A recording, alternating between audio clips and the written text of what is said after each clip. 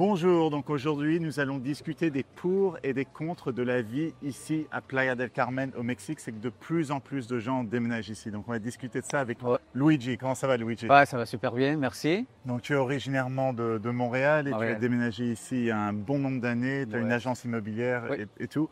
Donc dis-nous franchement les pour et les contre. Bah, les pour, oh, il faut discuter le climat. Ouais, ici, c'est toujours ensoleillé, la température vraiment agréable. Vous pouvez être dehors Ouais. à tous les jours. Alors, c'est une vie dehors de la maison, contraire du Canada. Tu es toujours à l'intérieur pendant l'hiver. Alors, ici, c'est vraiment agréable parce que, par exemple, maintenant, on peut se promener sur la rue, c'est ensoleillé. Il y a des belles journées ici sur la plage. Alors ça, c'est vraiment un des pour. Et ça, c'est la raison qu'il y a plusieurs personnes qui déménagent ici. Ils veulent rester ici 6 mois, ici, 6 mois au Canada, en Europe. Ouais. Ils voyagent partout, tu vois. Parce qu'on voit énormément de Québécois qui débarquent là. J'entends du français partout. Partout. Je comprends, c'est incroyable, quoi. C'est que ça fait à peu près 3 ans que je viens ici à Playa del Carmen de manière régulière. Avant, on voyait beaucoup de Français. On voit encore beaucoup de Français, des Belges, etc. Il y avait déjà pas mal de Québécois, mais là, c'est envahi. C'est littéralement envahi. Oui, mais parce qu'à la fin, tu deviens un peu fou avec l'hiver. Ouais. 6 mois, il fait trop froid. En fait, ils viennent ici et disent « Waouh, c'est incroyable ». Alors ça, c'est un des pour. Et il n'y a pas aussi, donc je parlais à certains Québécois et je leur demandais pourquoi est-ce qu'ils viennent ici. Et en fait, certains, c'est intéressant. Donc d'habitude, ils allaient en Floride et maintenant, ils sont plus contents avec la politique aux États-Unis, etc. Donc ils refusent d'aller aux États-Unis et donc ils viennent ici à Playa del Carmen. Voilà, c'est ça. Et puis c'est très similaire aussi, le climat, les plages, puis tout ça. Ouais, mais ça devient un peu... en Floride maintenant, avec les prix, les impôts, les taxes, puis tout ça, Ouais, et la politique. ils sont en train de changer. Puis c'est pas trop loin ici. C'est pas trop loin. C'est comme 3 heures, 4 heures en avion pour arriver à Playa. Puis voilà, ça c'est notre pour. Après, je dirais un contre, un désavantage d'ici à Playa del Carmen, c'est que tu entends le bruit sonore. Donc voilà, il y a souvent de la musique un peu partout. Bon, Ouais. après, ça fait partie du charme, donc ça dépend des personnes. Ouais. Et il y a beaucoup de construction Oui. dans tous les sens, dont certains projets là, comme celui-ci, qui a fait faillite. Donc ça, c'est... j'espère que tu n'as pas vendu des appartements. Non, ça c'est... Non, je ne sais pas qu'est-ce qui se passe ici, mais ça fait longtemps que c'est comme ça, c'est congelé. Ouais, ça c'est un des avantages ici à Playa, mais partout au Mexique. Ça se peut que des projets commencent, mais à la fin, ils ont eu des problèmes légaux, des problèmes avec des licences, ou des problèmes de finances. Puis voilà, les projets sont arrêtés, puis c'est pas trop agréable pour les gens qui ont... investi, qui ont mis de l'argent dans ces projets, tu vois. Ça peut arriver, ça c'est toujours un risque. Et puis tu as touché un peu sur la construction. Ça se peut que tu es en train de louer un appartement, puis juste à côté tu as la construction pendant 1 an ou 2 ans de construction. Puis ça aide pas pour la location, ça aide pas pour la Airbnb, les gens qui font la location. Mais c'est comme ça, quand tu as une ville comme ça qui commence à grandir beaucoup plus vite, bah, tu vas voir des constructions partout. C'est normal. C'est le coût de la croissance, quoi. C'est ça. Et donc, comment est-ce que vous faites à votre agence pour éviter justement que vos clients finissent dans des plans comme ça? C'est que bon, en tant qu'investisseur, ça c'est traumatisant. Mais j'imagine les gens, ils ont mis déjà un down payment. Ouais, 30% minimum. minimum. Ouais. Et Nous, après, ben en fait, c'est ça. Nous, comme agence, il faut toujours travailler avec les constructeurs qui ont une compétition, qui ont toujours les papiers en ordre, légalement. On fait toujours comme une investigation, un peu de recherche avec notre équipe légale, les avocats qu'on travaille avec. Puis ils font toute la recherche pour pouvoir commencer à vendre les appartements dans le projet, tu vois. Alors, oui, il y a toujours des risques, mais nous, on travaille avec les constructeurs qui ont déjà plusieurs projets, ils ont déjà fini des projets, puis ils ont une bonne réputation, puis ils n'ont pas besoin de l'argent des préventes pour pouvoir terminer leur projet. Et ça, c'est l'avantage de travailler avec une équipe légale qui font la recherche. Si vous promenez sur la rue et puis vous voyez des projets, vous entrez directement pour acheter ou pour invertir avec les constructeurs directement, moi je trouve que c'est un peu c'est un risque. Il faut toujours avoir ton équipe légale pour faire toutes les investigations avant. Ouais. Non, tu as tout à fait raison. Et c'est ça qu'il faut faire attention quand on vient ici en tant qu'étranger au Mexique, même dans beaucoup de pays. Les agents, un peu, voilà, la plupart des agents, ils vous montreront le projet un peu le moins cher et qui donne la meilleure commission. Bon, après, ils font aucune recherche derrière sur le promoteur pour voir si c'est clean. Ils diront oui, c'est bien, c'est bien. Fondamentalement, ils n'ont aucune idée. Donc, il faut vraiment faire attention de ce côté-là. Ouais.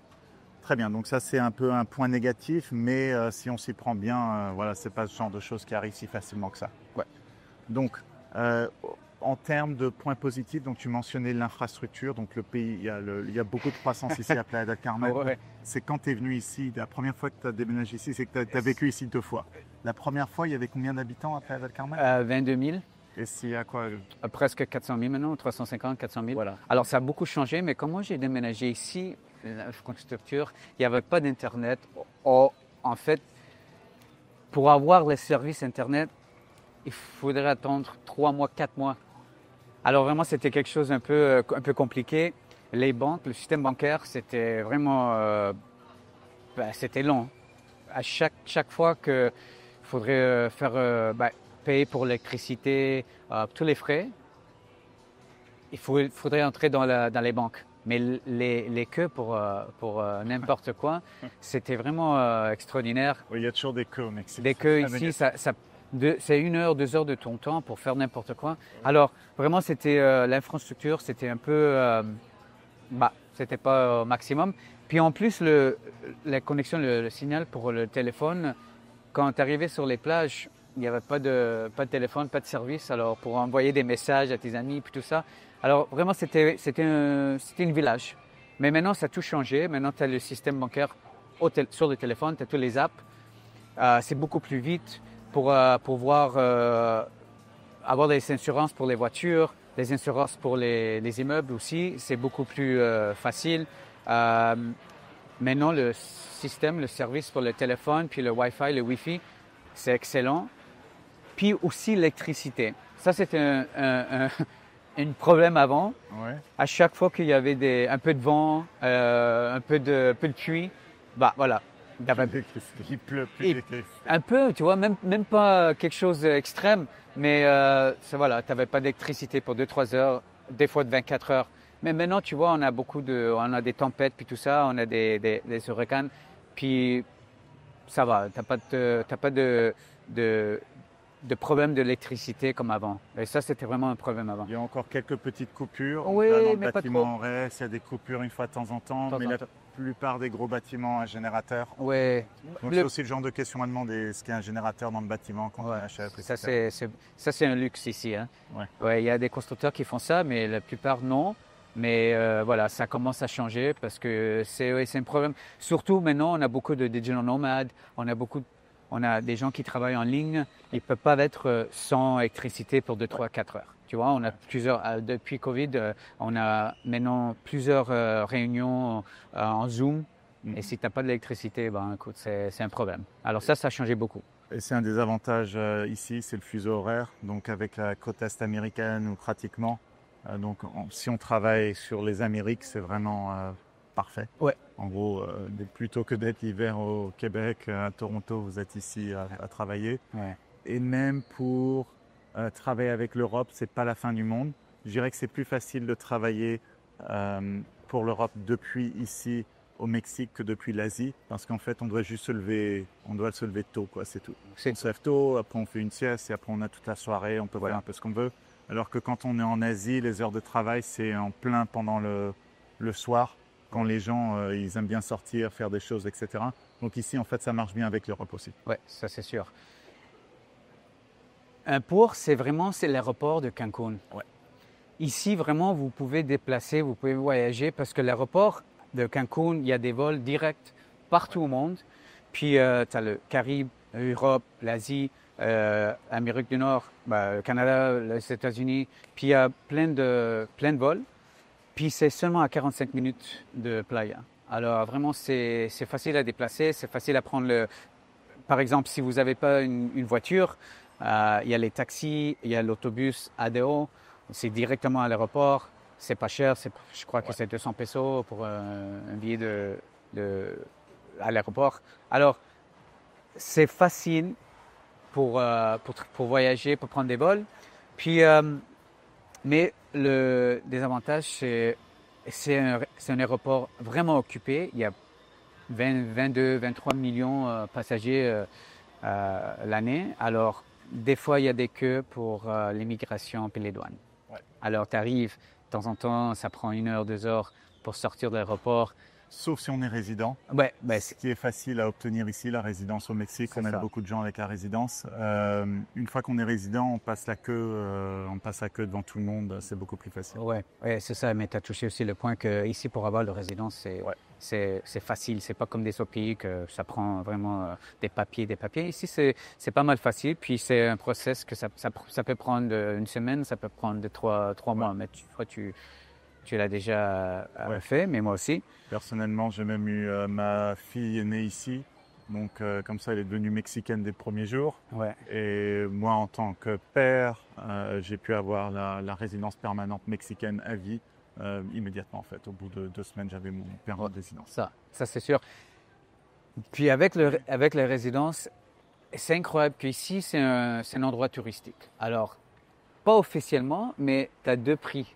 Tu as les prix pour les touristes, puis tu as les prix pour les résidences. Ça, c'est un désavantage. Oui, c'est ça. Alors, oui, quand tu achètes des tours, des fois au restaurant, pour entrer dans les parcs, des tours touristiques, il y a 2 prix. Alors, si vous enseignez, vous montrez votre carte de résidence, normalement, les prix sont la moitié.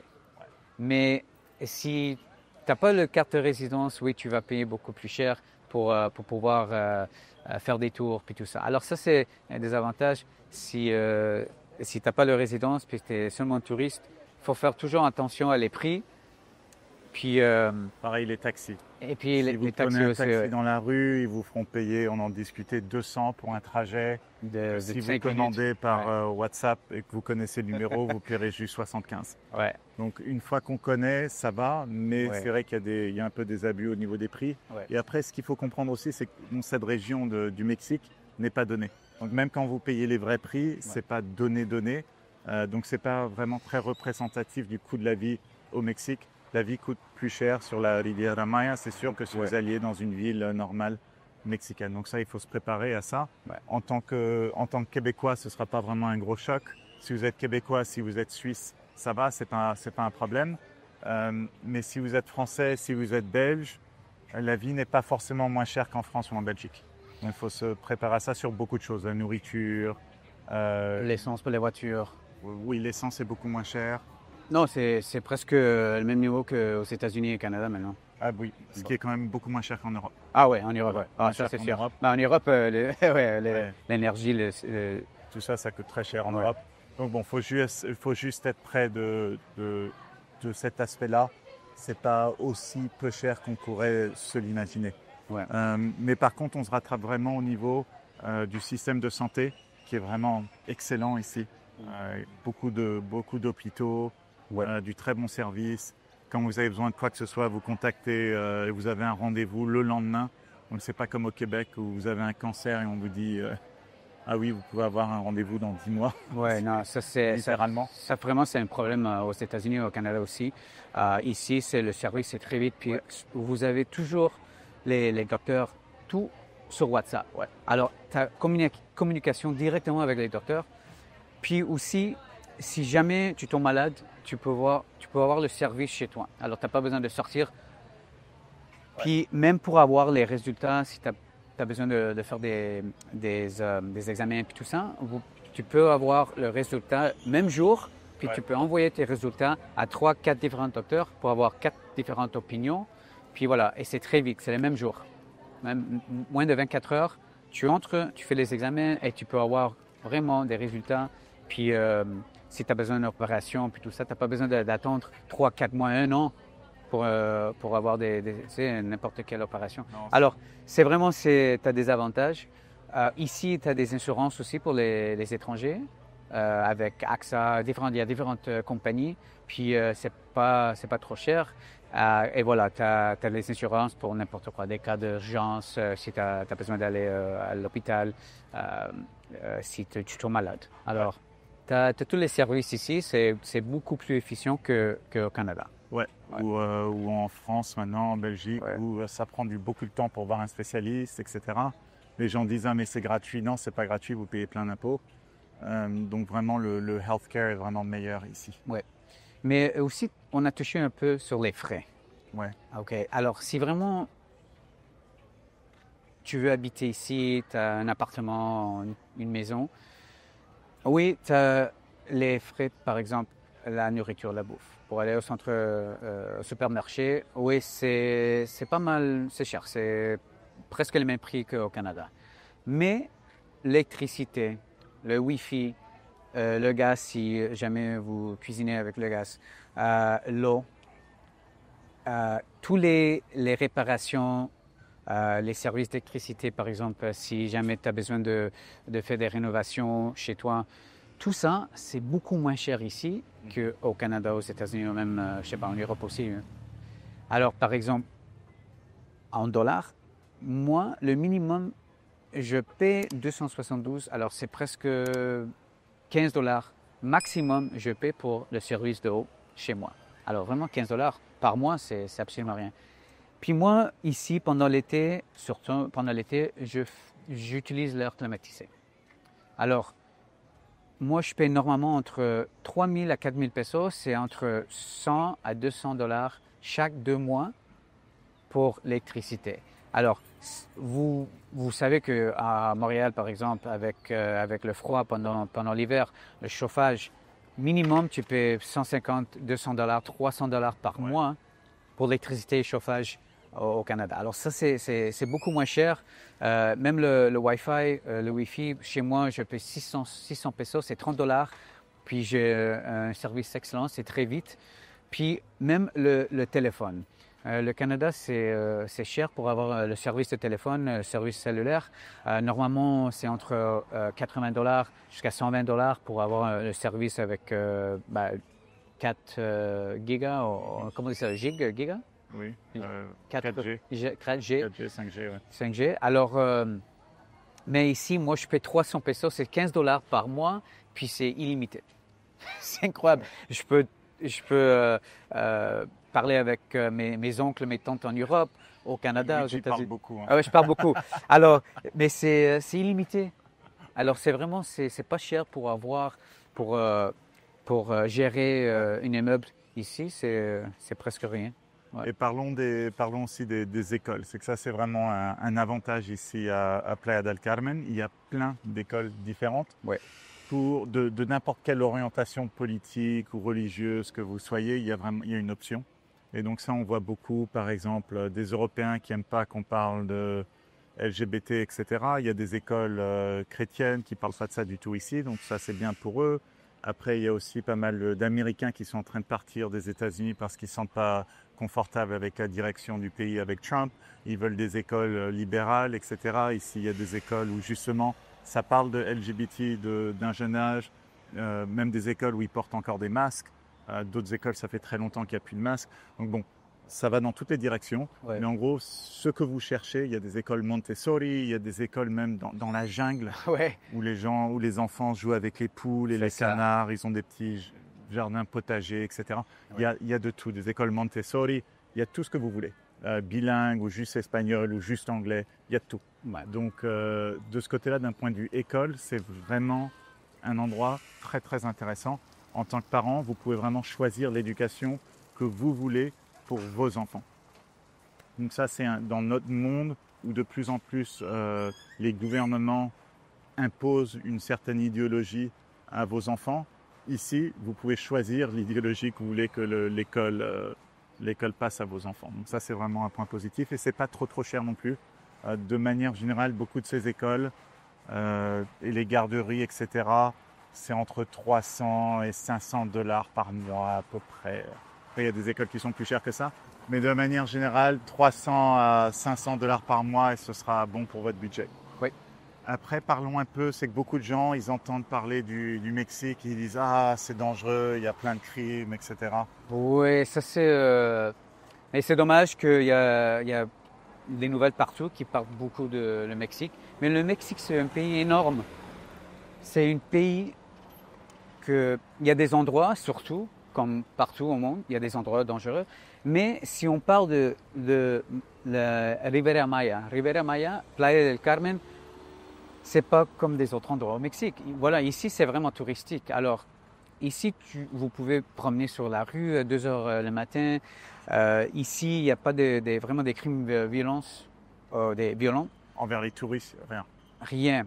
Mais, oui, il y a par exemple, les salaires ici, puis le salaire minimum, c'est pas trop haut. Ouais. Alors, c'est sûr que si tu as toujours le risque de shit, what's the word for theft? De vol. De vol. On va pas couper ça, on va laisser ça dans la vidéo. Alors ici, tu as toujours le risque de vol. Et ça, c'est normal. Tu as les téléphones, les laptops, les iPads et tout ça. Ouais. Alors si jamais vous laissez la porte ouverte chez toi ou c'est pas bien serré, ça se peut que ils entrent pour voler. Mais ça, c'est normal partout. C'est normal. Ça, c'est normal quand tu as des endroits où les gens, vraiment, ils voient tous les touristes qui viennent ici, ils dépensent beaucoup d'argent, ouais. Puis eux, ils ont des salaires vraiment bas, 200-300 dollars par mois. Comment est-ce que tu peux vivre avec 200-300 dollars par mois? Ouais. Puis surtout, ce sont des gens qui ont des familles, des enfants. Alors, il faut qu'ils gagnent un peu d'argent à côté. Alors, voilà. Ce terrain, il est 4 millions de dollars, c'est ça? 4 millions de dollars. Voilà. Si vous voulez un terrain à 4 millions de dollars, vous voulez construire un beau bâtiment, Ouija peut vous aider avec ça. Oui, donc en gros, pas de crimes violents envers les touristes. Ça, soyons clairs là-dessus, c'est vraiment pas un risque. Mais voilà, des petits problèmes de vol, etc. Mais c'est pas comme dans certains pays, notamment en Europe, où on vous embêtera dans la rue, on vous demandera une cigarette, et si vous donnez pas une cigarette, on vous tape dessus. Il n'y a pas d'histoire comme ça ici. Pas du tout. C'est pas comme ça que ça se passe. Non. Mais oui, si vous oubliez votre téléphone sur un banc, voilà, il y a de bonnes chances que le téléphone ne revienne pas. Ça, c'est un risque, ça c'est sûr. Ouais, c'est ça. Et après aussi, un des avantages, mais un des désavantages, un peu au niveau de l'immobilier, c'est qu'il n'y a pas une grosse liquidité. Donc vendre n'est pas forcément... Ça prend du temps, c'est tout. Ça prend typiquement 6 mois, 1 an pour vendre quelque chose. Donc bon, si vous prévoyez bien vos affaires, ce n'est pas un problème. Mais le problème, c'est que pas tout le monde prévoit bien les affaires, ou de temps en temps, les gens ont vraiment besoin d'argent. Et là, on tombe sur des affaires assez intéressantes. C'est ça sur le marché secondaire? Oui, le marché secondaire, il y a des opportunités, comme tu as déjà dit, que les gens, il faut qu'ils vendent. Alors, ils commencent à baisser un peu les prix. Et ça, c'est pas, écoute, c'est pas bon pour le marché. Mais il y a beaucoup d'options sur le marché secondaire avec des prix vraiment presque moitié que les préventes.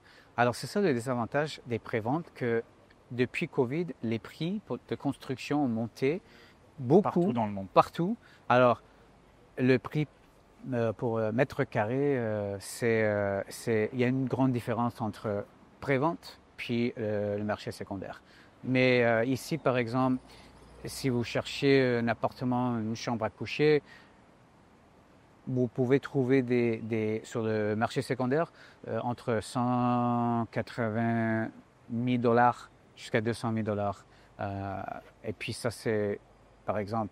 Qu'est-ce qu'on peut avoir pour ce prix-là à peu près? Une chambre à coucher, un appartement ici au centre, une chambre à coucher, peut-être 2-3 minutes à la plage. Ouais. Alors vraiment, c'est accessible, parce que si jamais je fais des comptes entre les appartements de chambre à coucher en Vancouver, Toronto, ouais. Montréal, écoute, vous ne pouvez pas toucher un appartement, une chambre à coucher au centre. À 2-3 minutes à tous les restaurants puis tout ça, à 200 000 dollars. Ça se trouve pas. Et c'est ça qui est agréable ici à Playa del Carmen, on peut marcher partout. Ouais. Donc ça, c'est vraiment un point positif. Oui. C'est être en Amérique du Nord, mais sans avoir besoin d'une voiture. Ouais. Donc c'est intéressant pour les Européens qui aiment bien vivre comme ça. Et aussi pour justement les Québécois, où de manière générale, on a plus besoin d'une voiture quand on habite au Québec. Et ici, vous n'en avez vraiment pas besoin. Oui, non, tu n'as pas besoin. Et puis aussi, ça, c'est une des raisons que les gens sortent du Canada, les grandes villes, Canada, les États-Unis, parce que ici, comme on peut marcher partout à pied, ciao, tu n'as pas besoin de... Tout le monde connaît le... Oui, c'est ça. Ben, ça fait longtemps que je suis ici. Mais les gens, ils perdent beaucoup de temps dans leur voiture dans les grandes villes. Ouais. En trafic 2-3 heures par jour, 1 heure d'aller 1 heure de retour de travail, ben écoute, c'est 2 heures de ta vie dans la voiture. Et à la place, tu pourrais être ici à la plage, ici à Playa del Carmen pendant ces 2 heures-là. Et puis ça c'est l'autre avantage. Et si tu peux descendre, tu peux aller à la plage tous les jours. Et puis ça, c'est bon pour la santé, c'est bon pour tout, hein, pour l'esprit. Et voilà, ça c'est les gens cherchent ça. Et puis si vous toujours en ville, c'est avec les bâtiments, le trafic, beaucoup de bruit. De temps en temps, on a besoin de détacher. Puis voilà, tu mets les pieds dans la mer. Puis tu passes la journée sur la plage. Et tu as la plage partout ici à Playa. Tu as les plages, écoute, on a à peu près... tout le long, quoi. Tout le long, comme on a 10, 15 rues qui descendent à la plage. Alors vraiment, c'est facile à arriver à la plage. C'est une belle vie. Les gens cherchent qualité de vie. Puis voilà, Playa... Et le sargassum?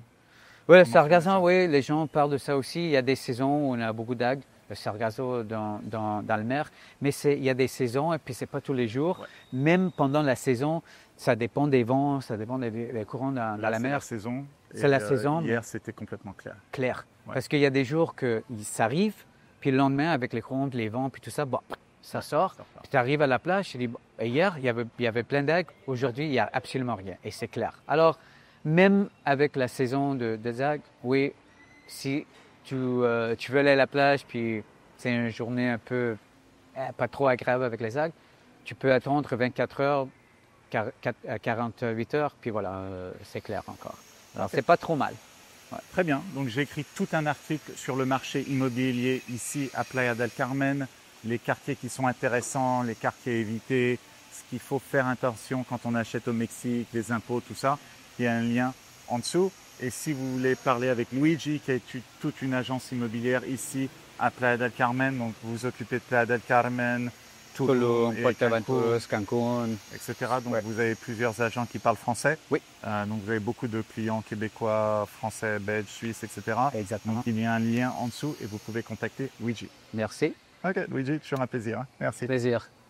N'oubliez pas de télécharger mon e-book gratuit 12 erreurs à éviter lorsque l'on investit dans l'immobilier international que vous trouverez sur mon site qui contient aussi de nombreux articles sur l'immobilier et l'expatriation. À bientôt.